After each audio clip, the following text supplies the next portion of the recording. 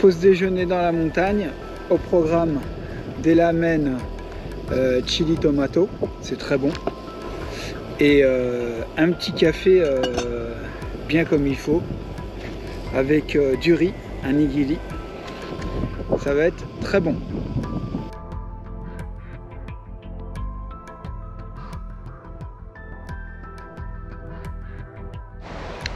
Itadakimasu.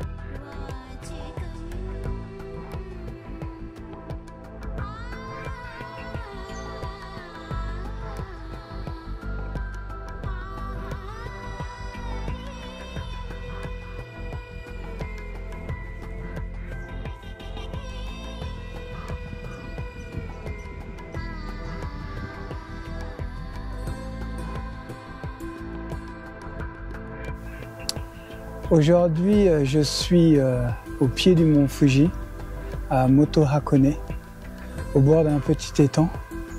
Il y a des beaux oiseaux qui viennent.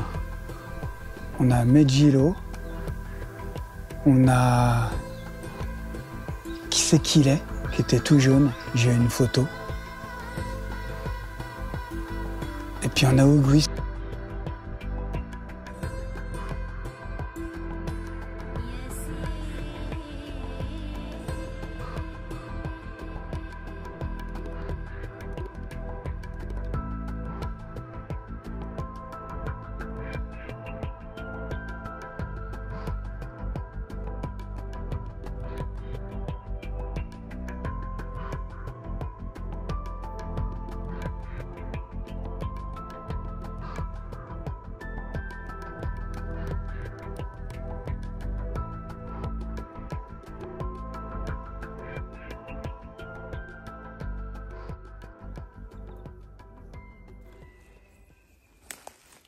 observer les animaux.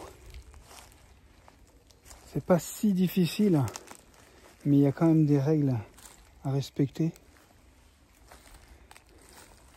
Je pense que l'affût, moi je vois ça comme en fait regarder et essayer de imaginer si à cet endroit-là on va pouvoir trouver des animaux. Ensuite, évidemment, il va falloir se poser quelque part. Donc là, il va falloir calculer avec le vent parce que les animaux nous sentent de très loin. Trouver l'endroit où le vent ne va pas apporter votre odeur. Là, on suit des traces aussi. Là, il y a des daims qui passent. Juste là. Ah, du bruit. Là, le milieu du printemps, ça devient un vrai bonheur. Ensuite, on va se poser. La clairière, c'est l'endroit idéal, mais c'est pas toujours facile de trouver des clairières dans la journée où vous n'avez pas des gens qui se promènent. Là, évidemment, vous n'aurez pas d'animaux. Donc, une fois que vous pensez avoir trouvé l'endroit idéal, il va falloir sortir une tenue de camouflage parce que quand même, les animaux nous détectent. Les oiseaux, par exemple, n'aiment pas le bleu, blanc, jaune. Là, dans la forêt, comme ça, en cette période, automne, fin de l'automne, hiver, début du printemps, il n'y a pas trop de risques à marcher comme ça, directement dans les bois. Mais après, fin de l'automne, été, fin du printemps, été et début de l'automne, c'est trop dangereux, donc je m'y promène pas. Ce que j'espère voir lorsque je sors, ce sont des biches, des daims, des sangliers, des petits rongeurs japonais, des renards, après des oiseaux. Il y a beaucoup d'oiseaux. Aujourd'hui, je vous ai donné une liste des oiseaux japonais que j'ai vus. Si je trouve la correspondance en français, je vous l'écrirai dans les commentaires. Dites-le moi si vous êtes au courant, si vous le savez. Donc ensuite, une fois qu'on a mis sa tenue de camouflage, ce qui n'est pas trop mon cas aujourd'hui, mais je venais surtout pour voir des oiseaux. Et j'en ai vu, donc je suis vraiment content. Après, vous vous installez un endroit discret, sous un arbre. Vous pouvez avoir une tente dédiée, ce genre de choses. Et après, il ne faut plus faire de bruit. Et bon, on ne peut pas laisser la caméra allumée tout le temps et la braquer en un seul endroit. Donc l'idéal, c'est d'en avoir deux. Moi, j'ai la GoPro 10 Black et puis le iPhone 15 Pro Max, plus le drone DJI Neo. Donc je fais avec ces trois-là. Et de temps en temps, lorsque je pars plusieurs jours, j'emmène mon scope Kowa. Et là, si je peux faire des images avec ça, c'est le pied total. Voilà.